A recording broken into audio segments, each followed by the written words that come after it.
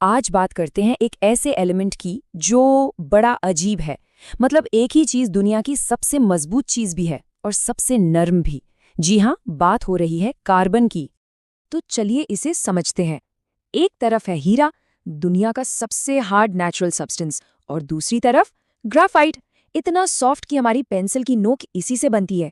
एक से बिजली पास नहीं होती, दूसरे से हो जाती है। और मजे की बात पता है क्या है? दोनों सिर्फ और सिर्फ कार्बन है। तो सवाल यही उठता है कि भाई एक ही एलिमेंट इतना अलग कैसे हो सकता है? ये कैसे मुमकिन है? देखिए, इसका जवाब हमें ऊपर ऊपर देखने से नहीं मिलेगा। हमें इसके लिए कार्बन एटम के बिल्कुल अंदर जाना होगा। सारा खेल वहीं पर है। तो होता क्या है ना, कार्बन के एटम्स को इलेक्ट्रॉन देना या लेना पसंद नहीं है, उन्हें शेयरिंग पसंद है। और इसी शेयरिंग को हम कहते हैं कोवैलेंट बॉन्ड। इसे एक तरह की दोस्ती समझिए, जहां एटम्स एक दूसरे की मदद के लिए हाथ मिलाते हैं। और कार्बन का मैजिक नंबर क्या है?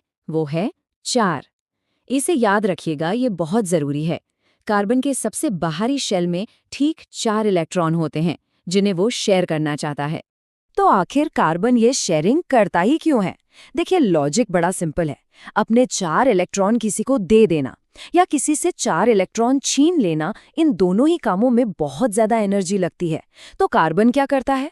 वो सबसे आसान रास्ता चुनता है, पार्टनरशिप का, शेयरिंग का। इससे उसकी एनर्जी भी बचती है और वो स्टेबल भी हो जाता है।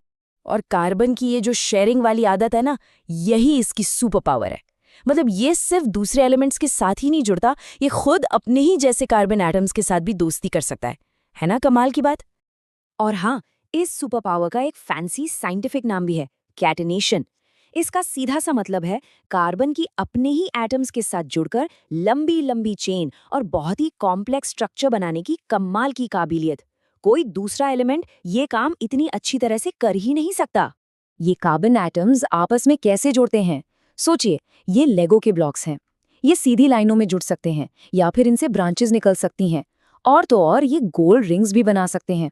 इन्हीं बेसिक शेप से फिर कुछ भी बन सकता है। तो ठीक है, अब हमारे पास सारे क्लूज आ गए हैं। तो चलिए वापस चलते हैं हमारी ओरिजिनल मिस्ट्री पर, हीरा और ग्रेफाइट। साइंस की भाषा में हीरा और ग्रेफाइट को कार्बन के एलोट्रोप्स कहते हैं। अब ये एलोट्रोप्स क्या भला है? सिंपल शब्दों में इसका मतलब है कि ये बने तो एक ही एलिमेंट से हैं, लेकिन इनके अंदर एटम्स की जमावट, उनका अरेंजमेंट बिल्कुल अलग है। और बस यहीं पर सारा राज खुल जाता है। हीरे के अंदर क्या होता है? हर एक कार्बन एटम 4 दूसरे एटम्स के साथ एक बहुत ही मजबूत 3D पिंजरे जैसे स्ट्रक्चर में जकड़ा होता है। इसी वजह से वो इतना हार्ड होता है और कोई भी इलेक्ट्रॉन घूमने फिरने के लिए फ्री नहीं होता। अब ग्राफाइट को देखिए, यहाँ कार्बन एटम्स चपटी लेयर्स में जुड़े होते हैं, शीट्स की तरह। ये लेयर्स एक दूसरे पर आराम से फिसल सकती हैं, इसीलिए वो इतना नरम और स्लिपरी होता है।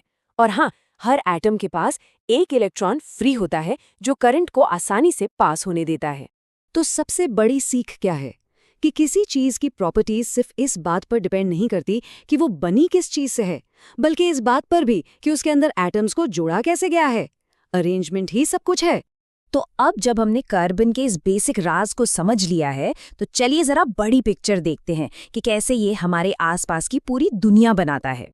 तो मिलिए हाइड्रोकार्बन से।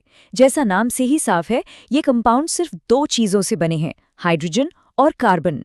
ये ऑर्गेनिक केमिस्ट्री के सबसे बेसिक लेकिन सबसे जरूरी बिल्डिंग ब्लॉक्स हैं। हमारे पेट्रोल, डीजल, प्लास्टिक, सब कुछ इन्हीं से शुरू होता है।